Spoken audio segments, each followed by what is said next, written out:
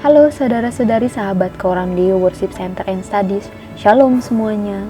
Semoga anugerah dari Allah Bapa dan damai sejahtera dari Tuhan Yesus Juru Selamat kita boleh mengisi seluruh hati sehingga kita siap menerima arahan dari Roh Kudus.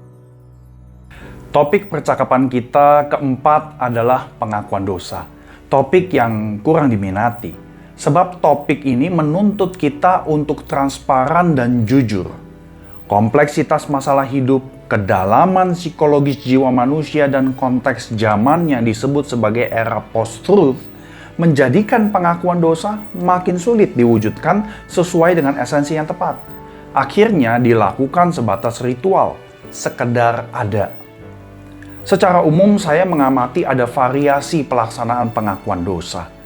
Ada gereja dan pemimpin yang menganggap tidak perlu pengakuan dosa dalam kebaktian minggu. Alasannya karena kita semua sudah ditebus sekali dan selamanya oleh darah Tuhan Yesus Kristus. Lalu buat apa kita ngaku dosa lagi? Saudari, di satu sisi pandangan tadi bisa dimengerti karena memang menyelidiki diri, khususnya kesalahan dan dosa pribadi, bukan hal yang mudah. Namun pandangan tersebut adalah kebohongan yang menutupi mata nurani kita. Inilah kebohongan yang dimulai oleh si iblis, the father of all lies, Yohanes 8 ayat 44. Tanpa pengakuan dosa, kita tidak punya senjata rohani menghadapi zaman dan tantangannya, dan di mana zaman ini dikenal sebagai era post-truth.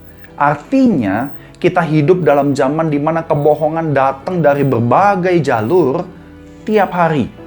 Kita tahu persis ini lewat berbagai macam hoax. Seorang bernama Ralph Keyes berkata, "Deception has become commonplace at all levels of contemporary life." Ia juga mencatat, satu orang itu berbohong rata-rata 13 kali dalam satu minggu.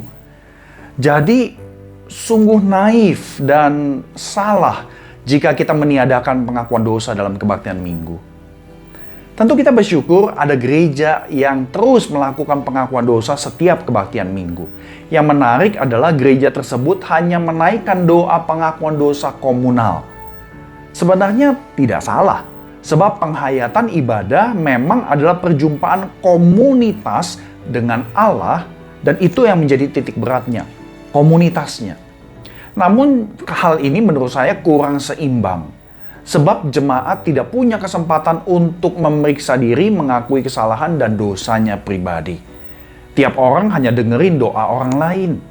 Itu bukan doanya pribadi. Akhirnya, tiap orang Kristen kurang belajar menerima tanggung jawab atas kesalahan yang melukai hati Tuhan. Ketika pola ini terus terjadi, maka tidak heran pengakuan dosa hanya jadi ritual belaka. Sebab gak ada kaitannya dengan keseharian hidup. Dan saya percaya keseharian hidup kita cukup banyak dipenuhi dengan ketegangan relasi, khususnya dalam keluarga. Variasi yang ketiga, isi doa pengakuan dosa tidak selalu mengakui dengan iman bahwa Yesuslah satu-satunya jalan penebusan dosa. Salib dan darah Tuhan Yesus Kristus yang tercurah tidak selalu menjadi referensi eksplisit yang diucapkan di dalam doa. Akhirnya, doa sebatas formalitas. Tidak ada ratapan atas dosa dari hati yang hancur. Doa pengakuan dosa jadi tidak menuntun kepada pertobatan sejati, apalagi rekonsiliasi. Hanya ritual. Apakah gambaran umum tadi juga masih terjadi di dalam masa pandemi ini? Kita bisa cek sama-sama. Seberapa sering kita mendengar atau diajak mengakui dosa manusia dalam kaitan dengan pandemi? Ataukah kita orang Kristen semuanya asumsi pandemi nggak ada sama sekali hubungannya dengan dosa yang sudah merusak? Kita mungkin mendengar dan mengetahui relasi keluarga yang makin tegang, retak, bahkan hancur semasa pandemi. Sudahkah kita mengajak saudara-saudari kita saling memaafkan anggota keluarga lainnya? Apakah tidak ada ruang untuk memaafkan orang lain ketika kita mohon ampun kepada Tuhan? Ampuni kami, seperti kami mengampuni orang lain yang bersalah kepada kami. Ada aspek vertikal, mohon ampun kepada Tuhan, ada aspek horizontal. Dua-duanya ada bersamaan muncul dalam satu kalimat doa yang Tuhan Yesus ajarkan kepada kita. Oleh karena itu, doa-doa pengakuan dalam berbagai kebaktian, khususnya sekarang, perlu mengalami perubahan supaya terwujud rekonsiliasi 3 rangkap.